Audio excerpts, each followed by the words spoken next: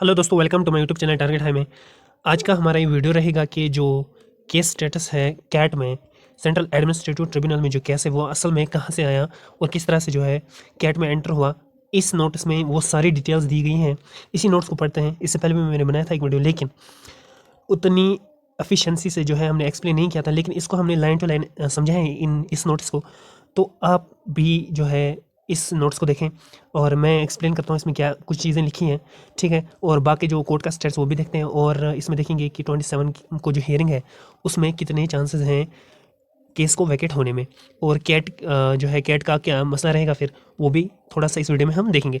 तो सबसे पहले जो है आप यहाँ पे जो है ना, ये हाई कोर्ट की जो है रिट पिटिशन, ठीक है, हाई कोर्ट के नोट्स हैं। तो हिलाल अहमद के नाम पे हैं, ठीक है, ये पिटिशनर हैं। और इनका एडवोकेट जो है ना, ये जो है मिस्टर मोहम्मद इकबाल डार हैं, इनका एडवोकेट हिलाल अहमद भट्ट का।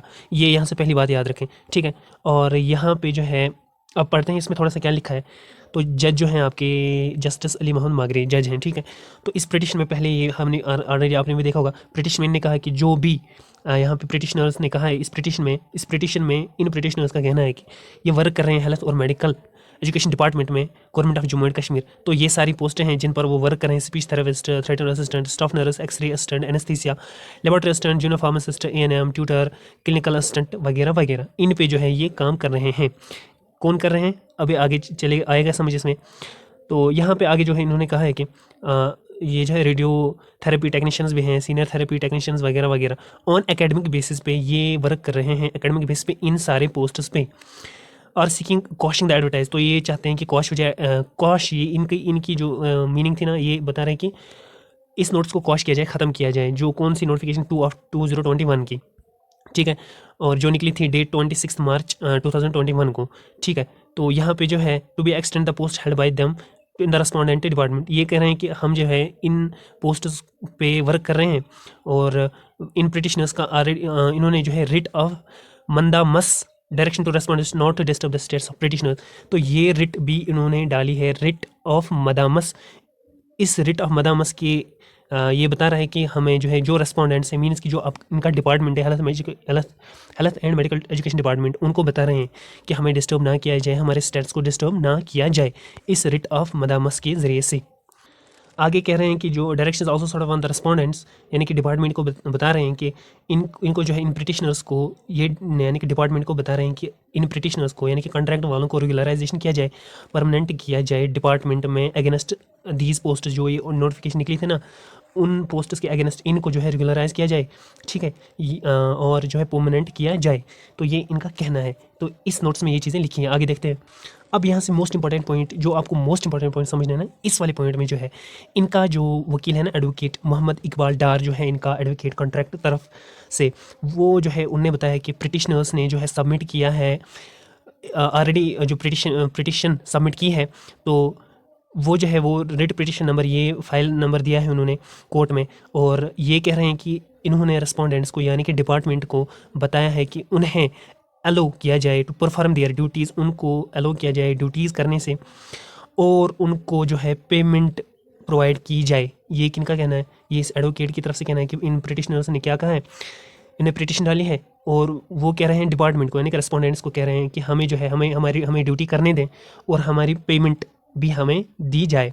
तो ये यहाँ पे इन्होंने कहा है as stated this court initially in terms of, तो ये डेट थी उस टाइम की 2020 की, while issuing notice of the other.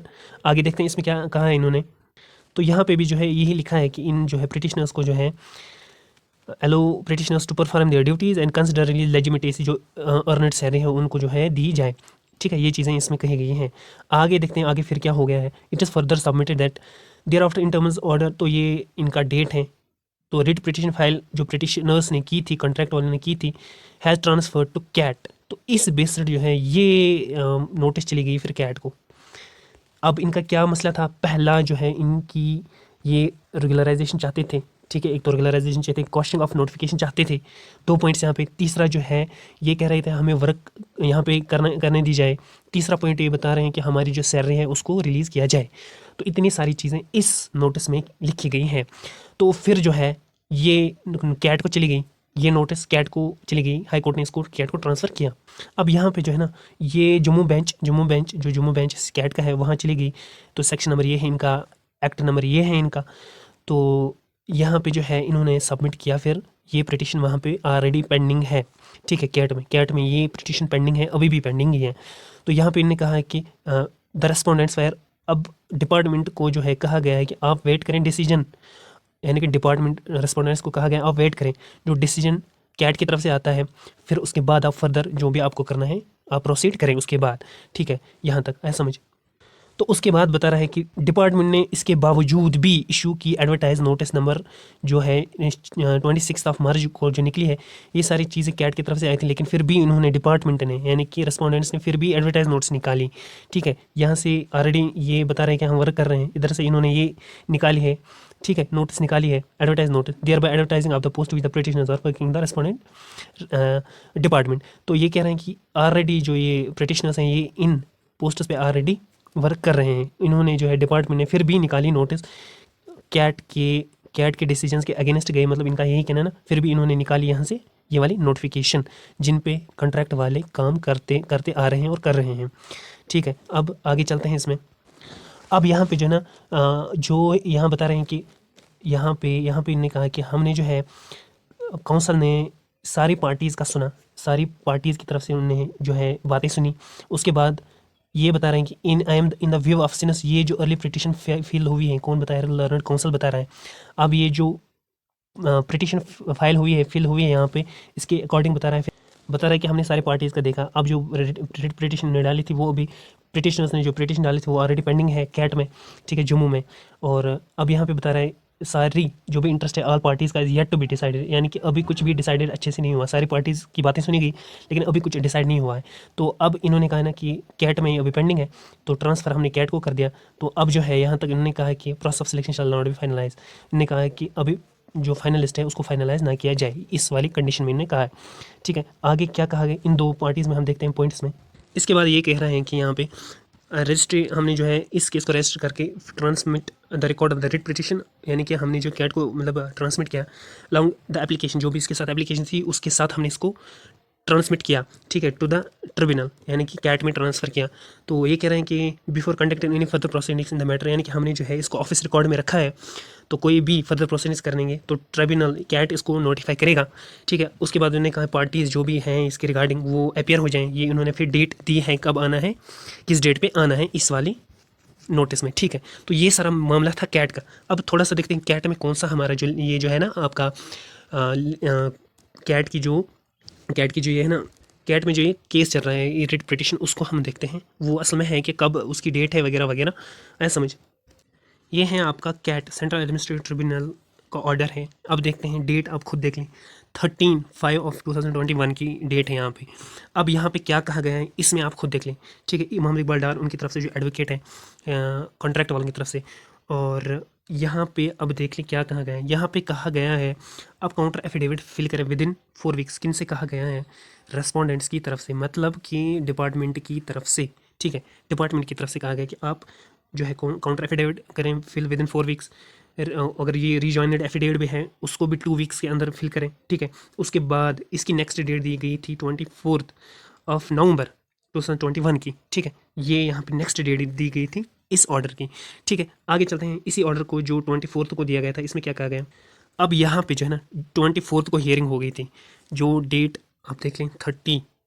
तो यहाँ पे जो है ना, यहाँ पे learned counsel for the rest में 6 it's allowance 4 weeks time to reply. अब यहाँ पे भी रेस्पोंडेंट्स की तरफ से ये जो है 4 वीक्स यानी कि 1 मंथ का ये बता रहे हैं रेस्पोंडेंट्स को कि आप कोई फाइल का रिप्लाई, कुछ फाइल इनको सबमिट करनी है, वो अभी पेंडिंग दिखा रहा है इस हिसाब से यहाँ पे।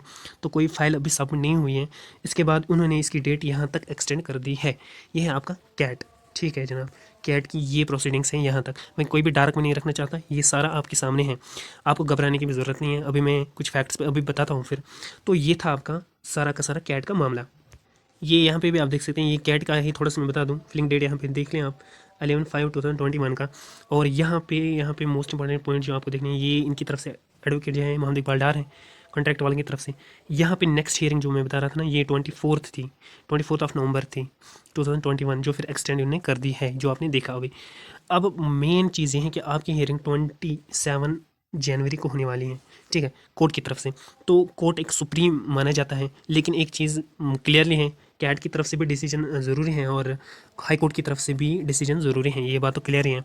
लेकिन जो आपके हाई कोर्ट है ना, हाई कोर्ट आपके सुप्रीम है, हो इसमें आपके कंडीशंस रह सकते हैं कि हाई कोर्ट इस तरह का मामला आपके साथ दें कि आपको जो है फाइनलाइज लिस्ट करवा दें, ठीक है, आपको कैट का वेट ना करना पड़े, वो लेटर अपनी हियरिंग अपने टाइम पे करें और अपना जो उसको देना है ऑर्डर वो दे सकता है। लेकिन जो हाई कोर्ट आपको ऑर्डर देता है ना, वही फिर आपको कैट भी देता है, ठीक है, इस हिसाब से। तो ये अकॉर्डिंग कंडीशंस फिर होते हैं। इसमें और एक चीज़ है, देखिए बहुत सारी फाइल्स जो है मर्ज हुई हैं, आपने देखा ना, उनका मैटर था सैलरी के रिगार्डिंग था, सैलरी उनकी सैलरी का रिगार्डिंग था, और उनका मैटर था रेगुलराइजेशन का, ठीक है, उनका मैटर था यहाँ पे इस नोटिस को क्वाश करने का, ठीक है, क्वाश करने का।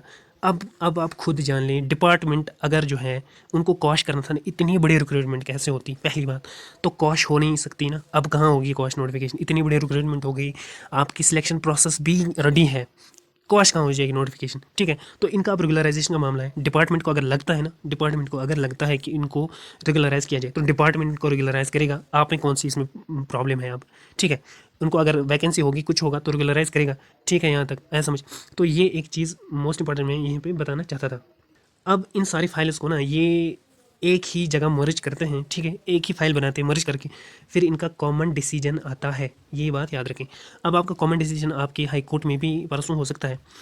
अब बहुत ज़्यादा चांसेस हैं आपके 27 को ही इसके ऑर्डर वैकेट होने की। इसके बहुत सारे रीजन हैं, क्योंकि आपने खाली जहांगीर, मैं वैसे भी फैक्ट्स पे बात करता हूँ, खाली जहांगीर का इंटरव्यू आपने सुना, वो खुद बता रहे हैं कि डिपार्टमेंट ने हमें इसके लिए बताया था कि इन पोस्ट्स के लिए आप जल्दी करें, इस वजह से, क्योंकि गवर्नमेंट को भी इसकी नीड थी, गवर्नमेंट की तरफ से इनको ऑर्डर्स थे, इनको जल्दी किया जाए, इस वजह से इसके सिलेक्शन लिस्ट के आने की चांसेस बहुत ज़्यादा हैं, ये बात भी याद रखें। और एक बात उन्होंने कही थी कि हमने प्रायोरिटाइज इसी चीज़ को रखा था, ठीक है, तो डिपार्टमेंट को भी इन्हीं पोस्ट की नीड है। और यहाँ पे दूसरी चीज़, कोविड बहुत ही तेज़ी से जा रहा है, हो सकता है लिस्ट आने के बाद आपकी फौरी अपॉइंटमेंट हो जाए, बहुत ही जल्द अपॉइंटमेंट हो जाए, तो बाद में आपकी सीआईडी वेरिफिकेशन हो जाए, तो ये बहुत ही ज़्यादा चांसेस आपके इसमें बनते हैं, आपकी जो अपॉइंटमेंट ऑर्डर्स भी उसके बाद बहुत जल्द आ सकते हैं, बहुत ही जल्द आ सकते हैं, ये ड्यू टू कोविड सिचुएशन की वजह से हो सकता है। तो गवर्नमेंट की तरफ से भी ऑर्डर्स फिर आ सकते हैं, इसको जल्दी किया जाए ड्यू टू कोविड, यहाँ पे आप खुद देख रहे हैं। तो ये सारी चीज़ें जो देख के ना, आपका लिस्ट भी है जो हो सकता है बहुत जल्द डिक्लेयर हो जाए, क्योंकि केसेस जो होते हैं, केस कभी कभार लंबा भी हो जाता है, लेकिन यहाँ पे सिचुएशंस अलग दिख रही हैं, इस वजह से लग रहा है कि इस केस को ज़्यादा नहीं खींचा जा सकता, ठीक है। कोविड की वजह से इन पोस्ट्स को प्रायोरिटाइज पहले रखा गया था, तो सबसे पहले इन्हीं पोस्ट्स को इन्होंने एग्ज़ाम्स करवाए वगैरह वगैरह, सेलेक्ट लिस्ट प्रोसेस वगैरह करवा दिया, ठीक है। अब यहाँ पे जो ये पोस्ट निकली थी ना, ये जनरल GAD की तरफ से नहीं निकली थी, जनरल एडमिनिस्ट्रेटिव डिपार्टमेंट की तरफ से नहीं निकली थी, ये जो आपका डिपार्टमेंट ना, health and medical education department की तरफ से 1444 पोस्टें निकली थी, हेल्थ और मेडिकल डिपार्टमेंट की तरफ से निकली थी, ना कि GAD की तरफ से, ठीक है। शायद जो ये आपकी जो ये है ना, क्या करें इसे, आपके कॉन्ट्रैक्ट बेस से शायद वो इस डिपार्टमेंट की तरफ, जनरल एडमिनिस्ट्रेशन डिपार्टमेंट की तरफ जाते हैं, या हेल्थ मेडिकल डिपार्टमेंट के, वो तो रेगुलराइजेशन फिर अगर उनका होता है तो हो सकता है। लेकिन कॉस्ट नोटिफिकेशन कैसे होगी, इतनी बड़ी रिक्रूटमेंट होने के बाद आप खुद सोचिए कैसे कॉस्ट हो सकती है। तो यही मैं बताना चाहता था इस वीडियो में, आपको बिल्कुल भी घबराने की ज़रूरत नहीं है। मेन पॉइंट आपका जो है, मेन पॉइंट आपका 27 को हियरिंग है, आप तब तक वेट करें तो अच्छा ही होगा, अच्छा फैसला होगा, तब तक आप खुद भी देख लें। तो मिलते हैं नेक्स्ट वीडियो में, तब तक के लिए अपना ख्याल रखें, इस चैनल का भी। अल्लाह हाफ़िज़।